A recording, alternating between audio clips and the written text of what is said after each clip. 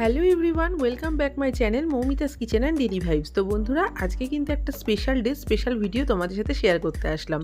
আজকে কিন্তু ডেটটা ছিল 6 মে, আর 6 মে মানে কিন্তু আমার হাজব্যান্ডের বার্থডে। তাই জুডিওতে চলে গেছিলাম বরের জন্য একটা ছোট্ট গিফট কিনতে। দেন তারপর সেখান থেকে চলে গেছিলাম মনজিনিসে চলে গিয়েছিলাম একটা বার্থডে কেক নেওয়ার জন্য। তো ভেবেছিলাম হাজব্যান্ডের সবচেয়ে স্পেশাল যে কেকটা সেটা হচ্ছে ও বাটারস্কচ ফ্লেভার ভীষণ ভালোবাসে, তো সেটা কিনতেই গিয়েছিলাম। কিন্তু সেটা পাইনি, পেয়ে গেলাম আরও একটা ভালো ফ্লেভার, সেটা হচ্ছে নলেজ গুড়ের ফ্লেভার। তো এই ফ্লেভারটা আমি ভাবলাম বরকে সারপ্রাইজ দেবো, কারণ এটা দেখলে ও জাস্ট ফাটাফাটি খাবে, আমি এটা জানি। তো যাই হোক, তারপর চলে গেছিলাম ফ্লাওয়ার্সের দোকানে ওর জন্য একটা রোজ বুফে নেওয়ার জন্য। ভীষণ পছন্দ হয়েছিল, তো নিয়ে নিলাম। ফুল, পায়েস, মিষ্টি আর কেক ছাড়া কিন্তু বাঙালিদের ঠিক জন্মদিনটা জমে না।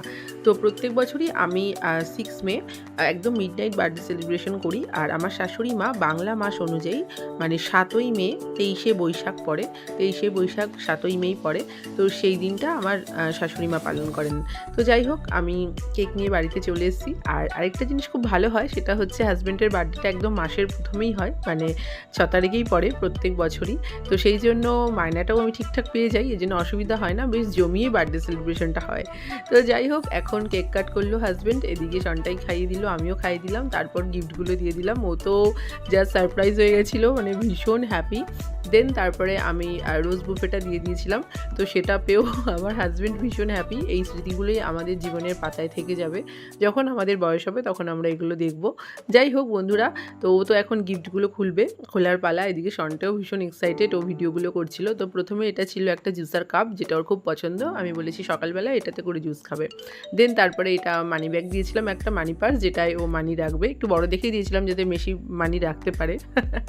তো যাই হোক বন্ধুরা, দেন পরের দিন সকালবেলা তো শাশুড়ি মা আমাকে সব মেনু বলেই দিয়েছিল। তো সেই মেনু অনুযায়ী আমি সব রান্নাবান্না শুরু করে দিয়েছি। সকাল থেকেই শুরু হয়ে গেছে তোড়জোড় রান্নাঘরে। 5 রকম ভাজা করেছিলাম, পটল চিংড়ি করেছিলাম, সাথে মাছের মাথা দিয়ে মুগ ডাল করেছিলাম, আমের চাটনি করেছিলাম সাথে, আর পায়েস তো থাকবে অবশ্যই। কিন্তু এক হাতে ভিডিও তো বন্ধুরা, এক হাতে রান্না করেছি আর এক হাতে ভিডিও করেছি, এই জন্য মানে একদম পার্ট বাই পার্ট কিন্তু একদম রান্নার মেনুগুলো তোমাদেরকে দেখানো হলো না। তো যাই হোক বন্ধুরা, এখানে ডাল সব সেদ্ধ হয়ে গেল, এখন মাছের মাথা দিয়ে ডালটা করে নামিয়ে দিলাম। আর ইলিশ মাছটাও করব, প্রত্যেক বছর মাটন হয়, এই বছর গরম এত পড়েছিল তাই মাকে বললাম মা মাটনটা থাক এই বছর, ইলিশ মাছটাই হোক। তো সর্ষে পোস্ত দিয়ে ভাপা করেছিলাম ইলিশটা। বাঙালিদের কিন্তু এটা একটা ভীষণ প্রিয় ডিশ, আমারও ভীষণ ভালো লাগে। তো ভেবেছিলাম রাত্রিবেলা ডিনারটা একটু বাইরে আউটিংই করব, সেই জন্য মাটনটা তখন দেখা যাবে। যাই হোক, মাছটাই হয়েছিল, আর এখানে আমের চাটনি করেছিলাম। আর বাঙালির জন্মদিনে যেটা তোমাদের আগে বলেছিলাম, পায়েস ছাড়া কিন্তু একদমই বাঙালির জন্মদিন চলে না, মানে সম্ভবই না। তো পায়েসটাই মেন, তো সেই জন্য এখানে পায়েসটাও আমার হয়ে গেছে মোটামুটি। তো সব কিছু রান্নাবান্না আমার পুরোটাই প্রায় কমপ্লিট।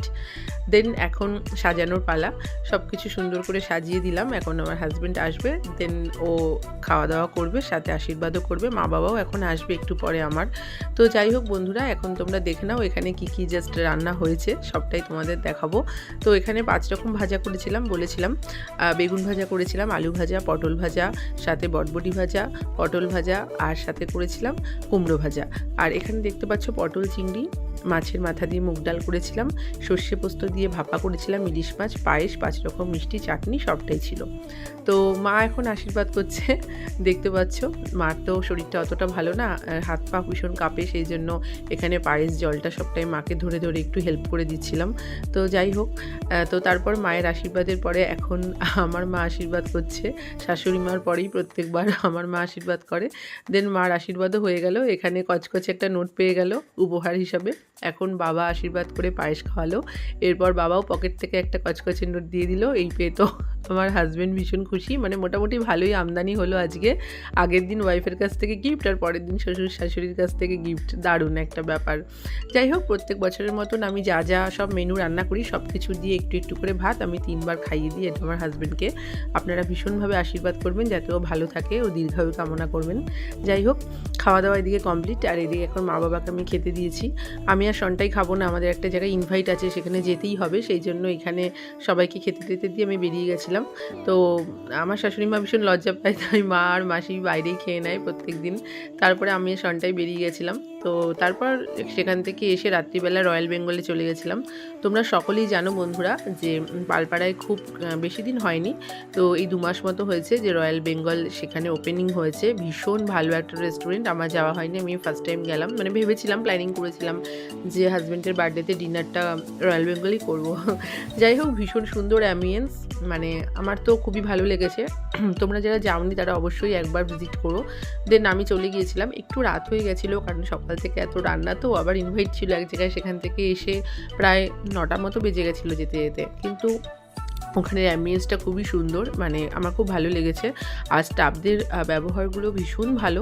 আমরা ওখানে গিয়ে একটা স্টার্টার অর্ডার করেছিলাম, একটা ফিশ টিক্কা, ভীষণ স্পাইসি ছিল ফিশটা, কিন্তু ভীষণ খেতে ভালো ছিল। মানে যারা ছোটরা আছো তাদের জন্য একটু প্রবলেম হবে স্পাইসির জন্য, কিন্তু যারা বড়রা স্পাইসি পছন্দ করো তাদের জন্য কিন্তু ভীষণ ভালো একটা ডিশ। মানে স্টার্টার টেস্ট অসাধারণ ছিল। আমি সার্ভ করে দিলাম সবাইকে, সবাই মিলে দারুণ একটা সন্ধে জমে গেল, খুবই সুন্দর। তো যাই হোক বন্ধুরা, যেহেতু আমি বাইরে খুব একটা খাই না, মানে অকেশন পারপাসে একটু বাইরে যাওয়া হয় রেস্টুরেন্টের খাবার বা বাইরের ফাস্টফুড, তো সেই জন্য সেরকমভাবে অতটা পছন্দ করি না, তাই যাই হোক টুকটাক খেলাম। এখানে একটা দেখতে পাচ্ছ কাশ্মীরি নান ছিল, বাটার চিকেন ছিল, মাটন কষা ছিল, মিক্সড ফ্রাইড রাইস ছিল, মাটন চিকেন ছিল, এখানে একটা যেটা ছিল সেটা হচ্ছে মাটন বিরিয়ানি, সাথে ছিল চিকেন বিরিয়ানি। সবটাই কিন্তু আমরা নিয়েছিলাম, টেস্ট করেছিলাম, কারণ আবার কবে যাব ঠিক নেই। তোমাদের আগেই বলেছি যে আমি বাইরের খাবার একদমই খাই না, তো সেই জন্য এইসব অকেশন পারপাসেই যাওয়া হয়। তো খুব ভালো একটা সন্ধে কাটালাম এবং খুব ভালো একটা নাইট কাটালাম। ডিনারগুলো জাস্ট অসাধারণ ছিল, সব কিছু মিলিয়ে ওয়াও, জাস্ট মানে অলওয়েজ সব কিছু গুড। আর অ্যাম্বিয়েন্স নিয়ে কোনো কথাই হবে না, স্টাফদের ব্যবহারও খুব ভালো, আগেও বলেছি। তো যাই হোক বন্ধুরা, তোমরা অবশ্যই ভিজিট করে এসো একবার। আমরাও গিয়েছিলাম, আমাদের ভীষণ ভালো লাগলো। এখানে আমাদের ডিনার প্রায় কমপ্লিট হয়ে গেল। লাস্টে একটা মশলা সোডা আমরা অর্ডার করেছিলাম, সেটাও ভীষণ ভালো ছিল। তো যাই হোক বন্ধুরা, ভিডিওটা যদি ভালো লাগে একটা লাইক কমেন্ট শেয়ার করো। এইভাবেই কিন্তু হাজব্যান্ডের বার্থডে আমরা কাটালাম খুব সুন্দরভাবে। আবার দেখা হবে তোমাদের সাথে খুব তাড়াতাড়ি অন্য কোনো ভিডিওতে। তোমরা ভীষণ ভালো থেকো, তো টাটা।